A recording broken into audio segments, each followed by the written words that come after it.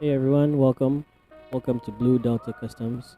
This is my very first video on the very first line of future reviews and builds. What we're working on right now is a 30 minutes missions Alto Dark Gray. This is the number 9 in the line. I started off the build with sanding off some parts, having cut them off, and making sure that the nub marks would not be visible.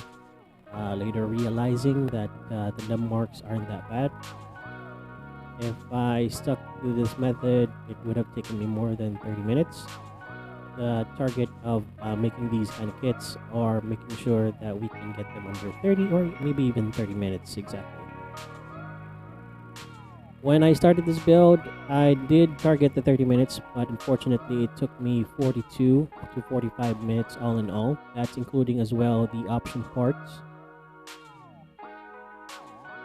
I did enjoy pretty much the lines on the build itself. The parts did have very good and deep channels, so if you like panel lining, this is going to be a good fit for you.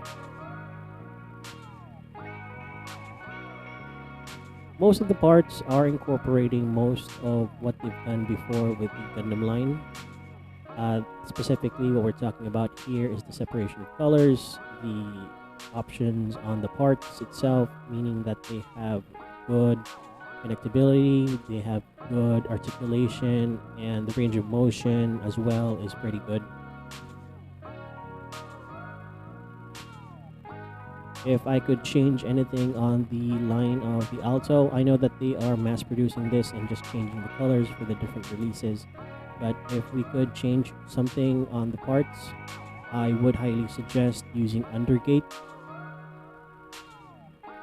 We've seen Bandai using undergate parts before on the runners, so if ever that they do release new models in this line for 30 minutes missions, hopefully they'd be able to incorporate the undergate as well. With the kit, we do have 4 runners. That's the A runner, A2 runner, the B runner, and then the PC runner. So that's only using the polycaps of 6 pieces. The rest of the kit is using most of the plastic as part of the joint itself. Overall, there are 4 colors available.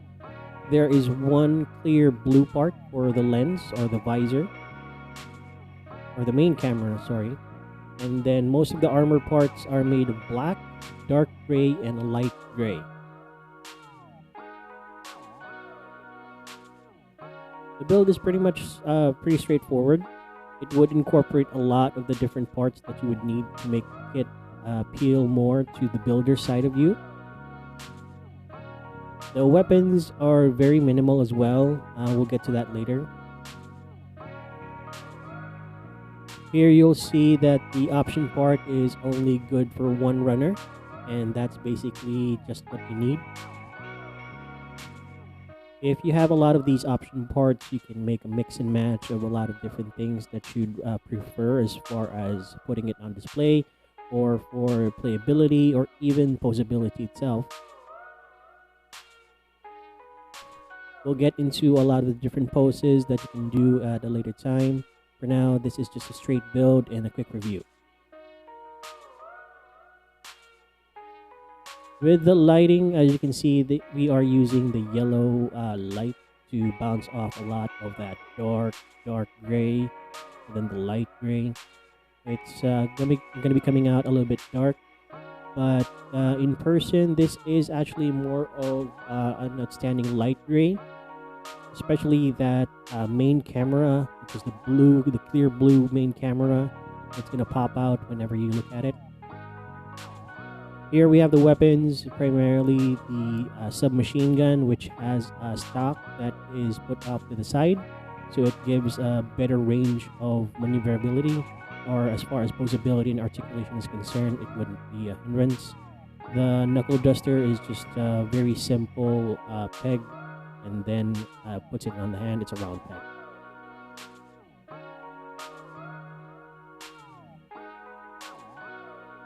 Up next, we're looking at the option parts. So primarily, you'll be changing the cover on the main camera, and then you'll be placing the shoulder pads along with this shield-like option.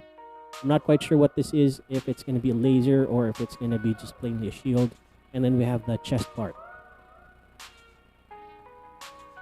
For choosing the options that I'd like to use on this kit, or as far as the option armor is concerned, I did only replace the main camera with the stock one, as it's much more appealing than using this extended version, or it's more like a scope camera. This will be what it will look like moving forward, so hopefully this would also be something that you can take a look at in the future. The submachine gun is actually capable of being mounted on the backpack, as well as using other backpacks. It's placed in the manual for some reason. I'm just not sure of the actual use of that. But nonetheless, yes, that's a pretty quick build and a quick review on the Alto DarkGray from 30 Minutes Missions. Hopefully everyone can enjoy this kit at any time that you can acquire it. We'll have a lot of different models in the future as well, and I'll try to start back from the first one and then moving up until the newest line. Appreciate your time, everyone. Thank you very much. Please do like and subscribe this video, and everyone enjoy.